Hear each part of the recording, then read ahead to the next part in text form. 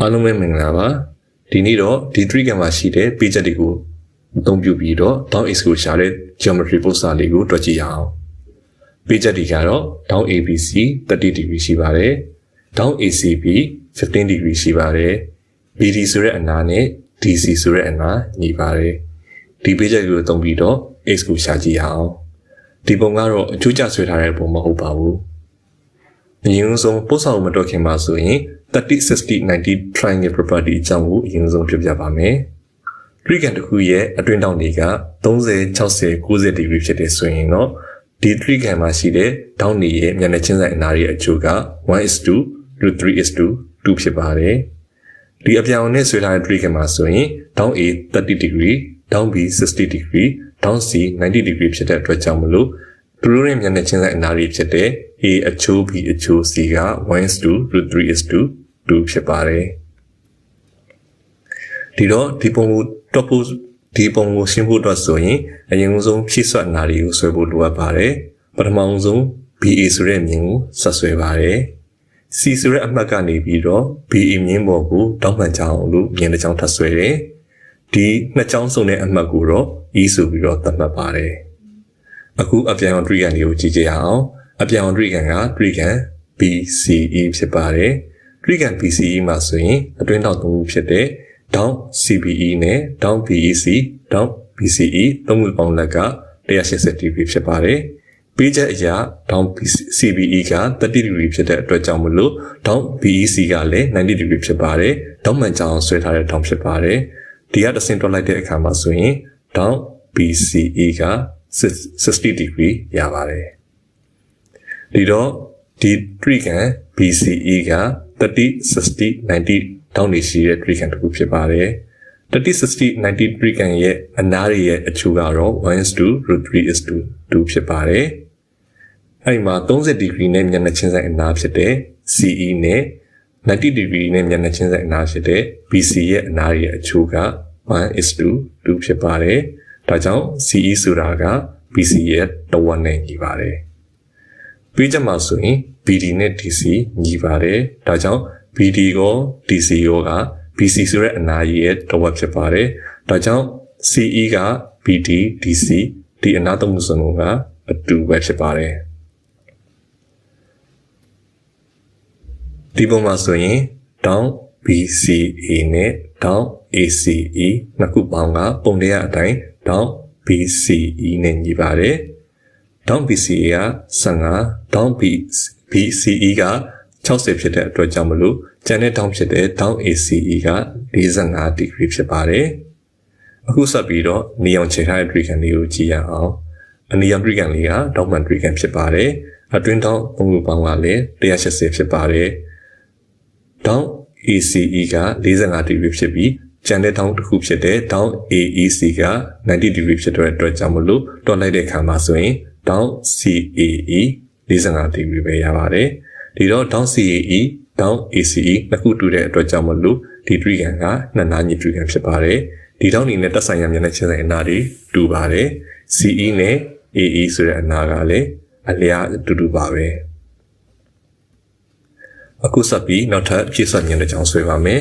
D နဲ့ E ကိုမြင်းပြောင်းတစ်ခုနဲ့ဆက်လိုက်တဲ့အခါမှာ triangle တစ်ခုကိုကြည့်ရအောင်အဝိုင်းအောင်ခြေထားတဲ့ triangle တွေဖြစ်တဲ့ triangle CDE မှာဆိုရင်လည်းအတွင်းတောင်သုံးခုပေါင်းလက်က180 degree ဖြစ်ပါတယ်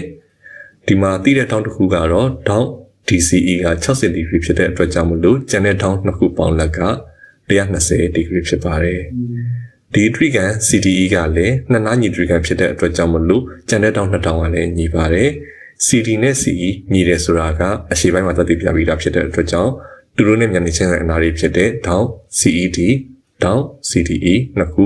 ညီပါတယ်60 degree ဖြစ်ပါတယ်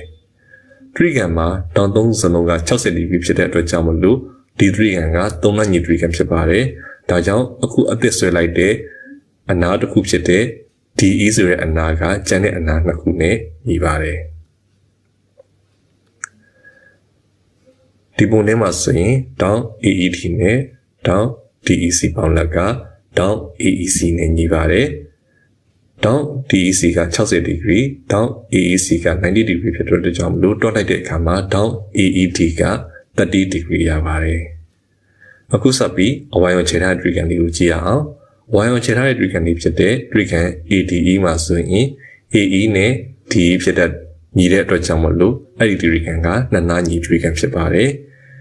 trigan ရဲ့အတွင်းထောင်း3ခုပေါင်းလက်က180 degree ဖြစ်ပြီးတော့တိတဲ့တောင်းကတော့တောင်း AED ပါ30 degree ရှိပါတယ်ဒါကြောင့်ကျန်တဲ့တောင်းနှစ်ခုပေါင်းလက်ဖြစ်တဲ့တောင်း DAE နဲ့ ATE ပေါင်းလက်က150 degree ဖြစ်ပါတယ်နှစ်နားညီ trigan ဖြစ်တဲ့အတွက်ကြောင့်မလို့ဒီတောင်းနှစ်ခုကလည်းညီပါတယ်နှစ်တောင်းပေါင်း150 degree တစ်တောင်းချင်းစီက85 degree ပါဒါကြောင့်တောင်း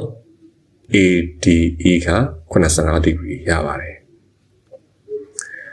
အခုနောက်ဆုံး x ကိုရှာဖို့အတွက်အဆင့်မှာဆိုရင် BDC ဆိုတာမြင်းဖြောက်တစ်ခုဖြစ်ပါတယ်မြင်းဖြောက်တစ်ခုဖြစ်တဲ့အတွက်ကြောင့်မလို့အဲ့မြင်းဖြောက်မှာခံဆောင်ထားတဲ့ထောင်က180 degree ဖြစ်ပါတယ်တောင်း x 85 60ပေါင်းရင်180 degree ဖြစ်ပါတယ်ဒါကြောင့်တောင်း x ဆိုတဲ့ဟာကအဲ့ဒီကတစ်ဆင့်တွက်လိုက်တဲ့အခါမှာ45 degree ရပါတယ်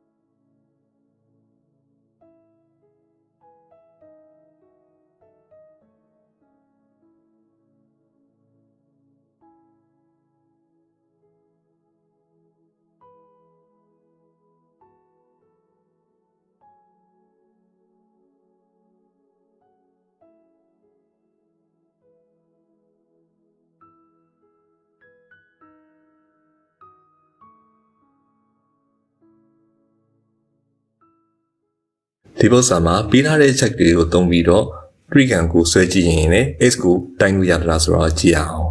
ပထမဆုံး BC ဆိုတဲ့အနာကိုဆွဲပါမယ်ကိုယ်တိုင်လည်းဆွဲကြည့်လို့ရပါတယ် BC ဆိုတဲ့အနာကိုခက်ရှည်ရှည်ဆွဲရင်ပို့ပြီးတော့ကောင်းပါတယ်ပြီးရင်ဆောင်းဝမ်းချမ်းကိုအသုံးပြုပြီးတော့ down B ကို30 degree ရအောင်လို့ဆွဲပါတယ်